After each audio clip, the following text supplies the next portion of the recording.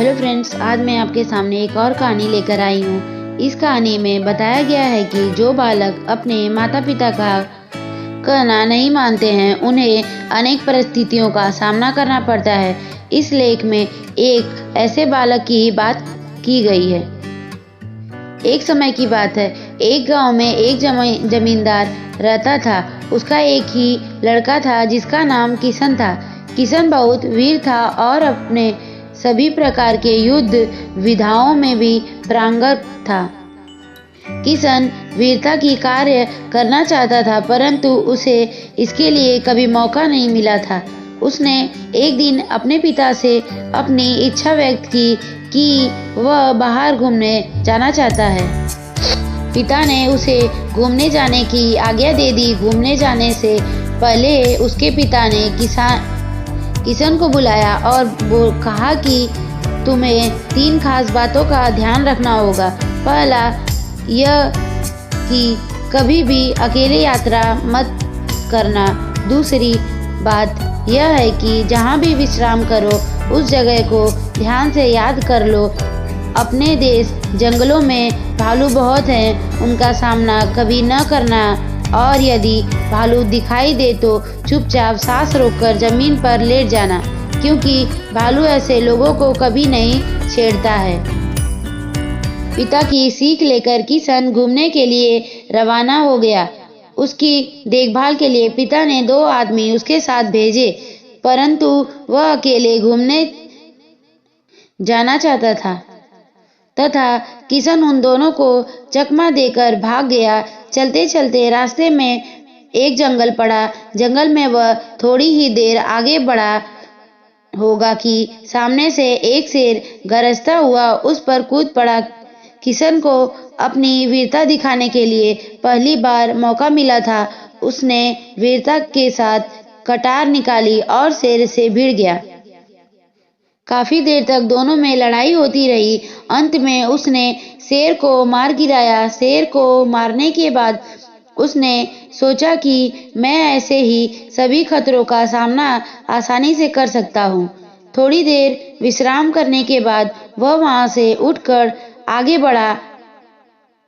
थोड़ी ही दूर गया होगा कि उसे आहट सुनाई दी। आहट सुनते ही उसने जैसे ही कटार निकालने के लिए कमर पर हाथ बढ़ाया, उसे कटार न मिली।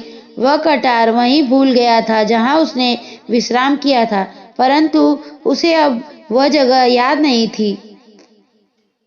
थोड़ी ही देर में उसे 2 भालू अपनी ओर आते दिखाई दिए।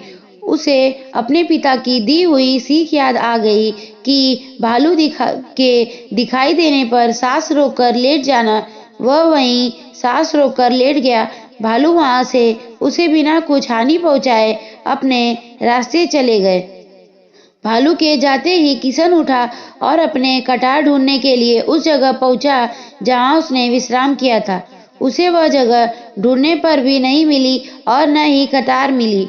वह बिना कतार के जंगल में और आगे जाने का ख्याल छोड़कर वापस लौटने लगा।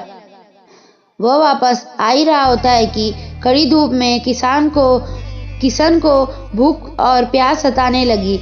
उसे निकट ही एक बड़ा बागीचा और सरोवर दिखाई दिया। सरोवर देखते ही उसे नहाने की इच्छा हुई। वह कपड़े उतार कर नहाने लगा। नहाने के बाद जब वह लौटकर किनारे आया तो देखा कि कपड़े नहीं हैं। उसने चारों ओर देखा तो उसे कोई दिखाई नहीं दिया। उसकी नज़र फिर पेड़ के ऊपर गया तो उसे पेड़ पर बंदर दिखाई दिए। बंदरों के पास उसके कपड़े थे और वे कपड़े को दांत से नोच रहे थे। उसने सोचा, पिताजी ने ठीक ही कहा था कि सफ़र में अकेले नहीं चलना चाहिए। यदि साथ में कोई होता तो ऐसा न होता। कपड़े प्राप्त करने के उद्देश्य से उसने बंदरों पर पत्थर फेंका तो उसके जवाब में बंदरों ने उस पर कपड़े फेंके। कपड़े तो किशन को वापस मिल गए, परंतु वे फट गए थे। उसे मजबूरी में ही फटे कपड़े पहनने पड़े। फटे कपड़े पहनकर वह घर वापस आ गया और उसने अपने पिता से सफ़र में हुई सारी मुश्किलों को बताया। और पिता द्वारा बताई गई बातों को न मानने पर उत्पन्न हुई परेशानियों को बताया और माफ़ी भी मांगी। पिता ने किशन से कहा, तुम्हें मेरी बातों का अनुभव हुआ और इन्हीं भावनाओं से ही आदमी कुछ सीखता है। दोस्तों, आपको यह कहानी अच्छी लगी है तो कमेंट करें, लाइक करें एंड शेयर करें। Thank you. Have a nice day.